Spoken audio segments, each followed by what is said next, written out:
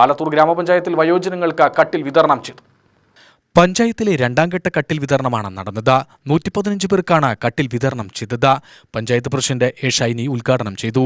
ആലത്തൂർ ഗ്രാമപഞ്ചായത്ത് 2024-25 വാർഷിക പദ്ധതിയിൽ ഉൾപ്പെടുത്തിക്കൊണ്ട് വയോജനങ്ങൾക്കുള്ള കട്ടിൽ വിതരണമാണ് രണ്ടാം ഘട്ടം ഇവിടെ നടക്കുന്നത്. 112ഓളം വരുന്ന ജനറൽ വിഭാഗത്തിൽപ്പെട്ട അച്ഛനമ്മമാർക്കുള്ള കട്ടിലാണ് നമ്മളിവിടെ നൽകുന്നത്. ആദ്യഘട്ടം എന്നുള്ള രീതിയിൽ 54ഓളം വരുന്ന SC വിഭാഗത്തിൽപ്പെട്ട രക്ഷിതാക്കൾക്കുള്ള കട്ടിൽ വിതരണം നേരത്തെ തന്നെ നമ്മൾ നൽകിയിട്ടുണ്ടായിരുന്നു. വയോജനങ്ങളുടെ ക്ഷേമം മുൻനിർത്തിക്കൊണ്ടാണ് ഗവൺമെൻറ്റും ത്രിതല പഞ്ചായത്ത് സംവിധാനങ്ങളും ഇത്തരത്തിലുള്ള പദ്ധതികളെല്ലാം തന്നെ ആസൂത്രണം ചെയ്യുന്നത്.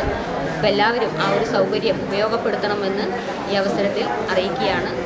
വൈസ് പ്രസിഡന്റ് ചന്ദ്രൻ പരിവായ്ക്കൽ അധ്യക്ഷനായി.